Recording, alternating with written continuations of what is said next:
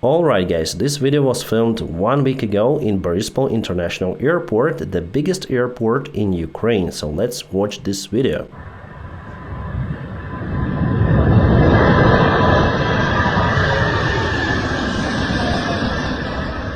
You just saw the Azur Air Boeing 777.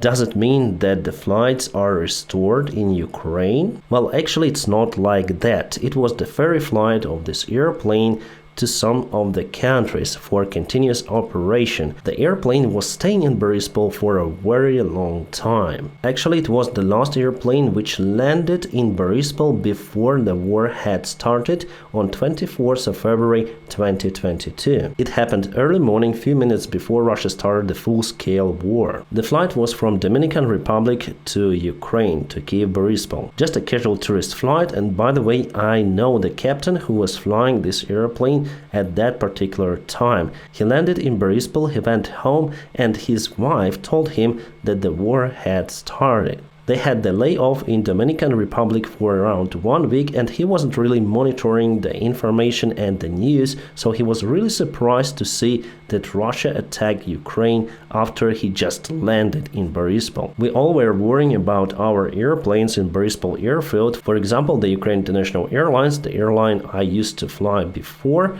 we had around 10 of the airplanes located in Boryspil. I mean, totally airworthy airplanes. Alright, then now let's go back to the case with this ferry flight. So after it, can we say that Ukraine is ready to open its airspace for commercial air travels? I would say no. I'm 100% sure that it will not be opened in the nearby perspective. A couple of days later, President Zelensky gave the interview, the big one, to journalists, and he said that Ukraine is working now to open the Boryspil airport for commercial travels. But honestly, for me, it's nothing more than PR action saying about that stuff. The renewal of the flights in the current conditions is just talking about talking. And let me tell you why. I moved my picture a little for you to see the notices to airmen. So here we go. All of the Ukrainian airspace is closed for the air traffic, for commercial air traffic.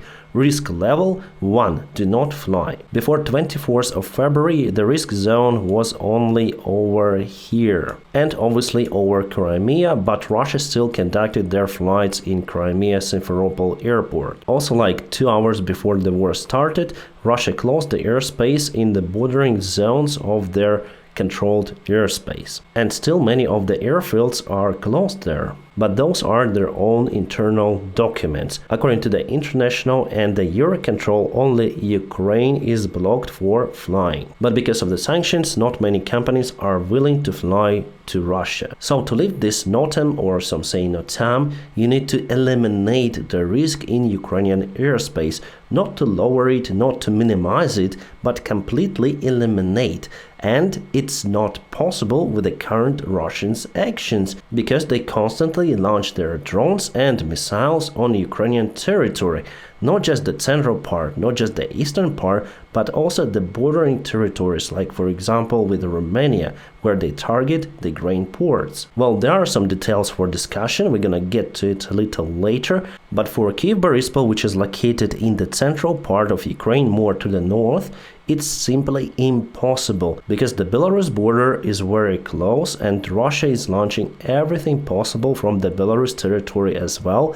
The Russian territory is very close, and they also launched the hypersonic missiles from their MiG-39K. That missile is hard to detect and may reach Kyiv in just 5 minutes. Plus, if Russia put their modernized S-400 or S-300 systems, they might potentially shut down the commercial air traffic. They had already did it with Malaysian Airlines MH17 Boeing 777, which was flying in Ukrainian airspace but over non-controlled Ukrainian territory. The involvement of the Russian Federation was already proved by the international court, so it might potentially repeat. Also, it is very hard to implement the proper security measures in case of the Russian air attack, for example on Boryspil Boryspil Airfield. If you have the air sirens, you need to hide underground in special bunkers. How would you do it while you are refueling, embarking or disembarking the passengers, or even taxiing the airplane? It is simply unsafe, it's unreal, so all of the talks about opening Boryspil Airport,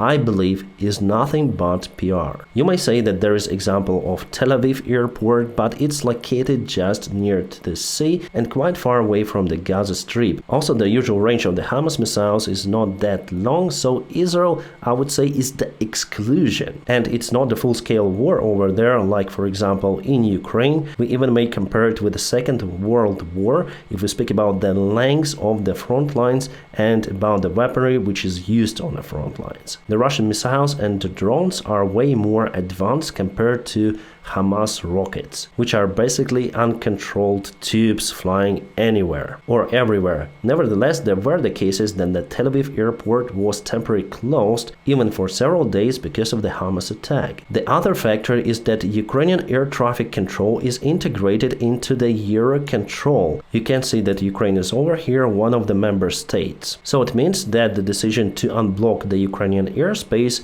is not even taken in Ukraine, but the center is located in Europe. So in this organization, if we speak about Europe, it should be lots of the bureaucracy over there. Which official or who would take responsibility to unblock the Ukrainian airspace? I'm 100% sure that no one would dare to unblock the Ukrainian airspace because those actions might lead to unforeseen circumstances. Can you control the Russian missiles? Can you control the Russian drones? You know that not a long time ago I read the article, I think in Times, that Kyiv is the most secured city, that it's safe out there. But exactly the next day, Russia launched a missile attack on Kyiv, targeting the residential building.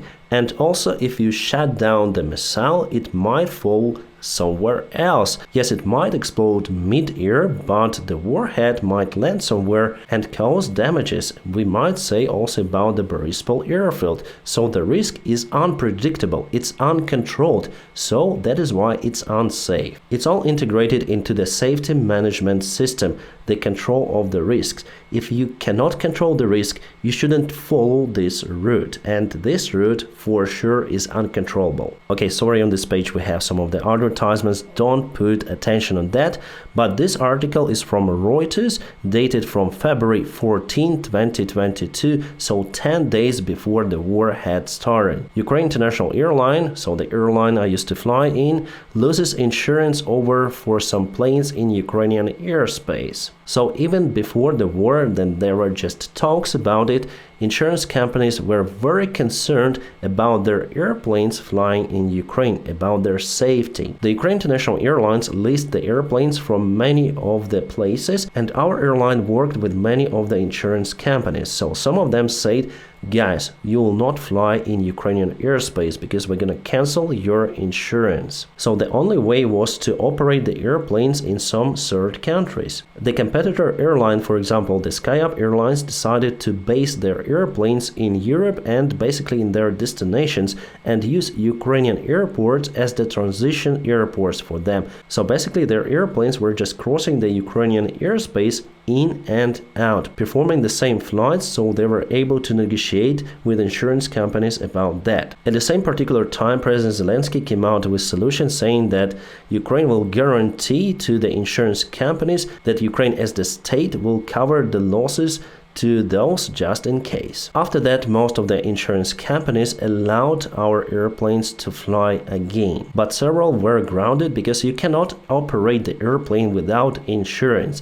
It is one of the main things actually if we speak about aviation, because in case something happens, airline usually is unable to cover the losses if it's the small or regional airline. We are not speaking, for example, about Emirates. They're just buying their airplanes, but there are not many airlines like that. So the question is whether those insurance companies are ready to reestablish the cover of Ukrainian airplanes, or basically any kind of the airplanes, even from the third countries, which might potentially fly into the war zone. I'm 100% sure that there will be none of them.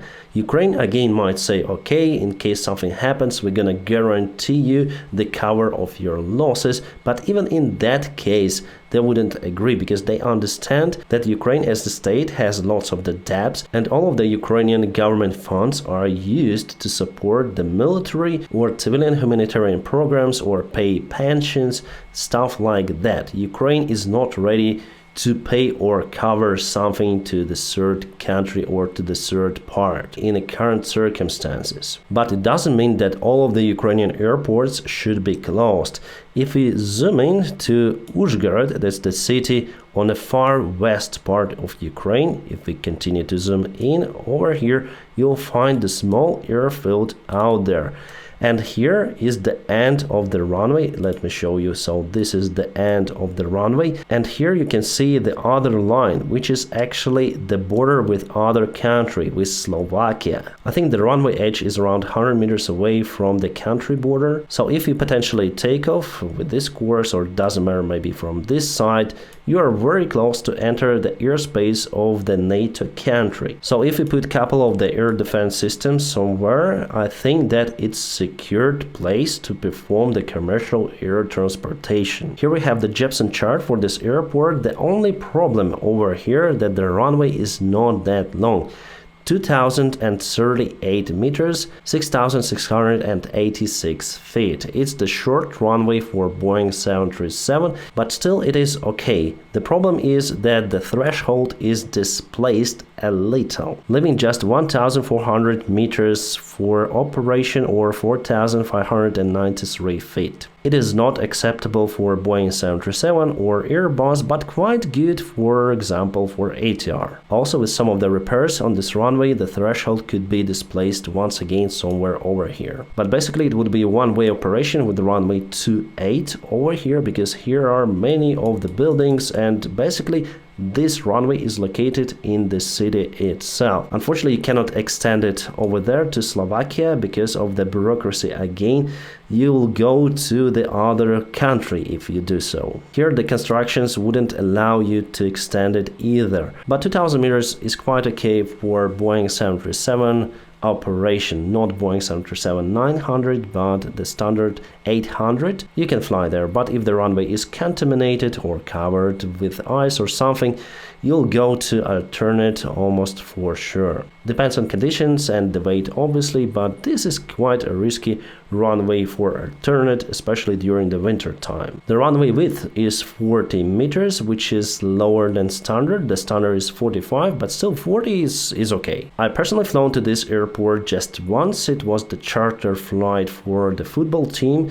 I was flying ATR 72, and for that this runway is perfect. 1,400 meters is awesome for ATR. And there were some of the talks to open this airport for operation during the war, but later on officials cancelled their plans, so no plans to open the Uzhhorod airport by the end of the war. So if there is no any decision or solution for Uzhhorod, I'm sure that it will not be taken for Boryspil Airport. I already explained you many of the reasons why it is not possible. And yes, I would like to see the commercial aviation flying in Ukraine again, but we need to see it or say it as it is. It is not safe to fly in Ukraine. Well guys, hopefully it was interesting for you. Don't forget to press the like to this video. Thank you so much for it. And I wish you a great time as always.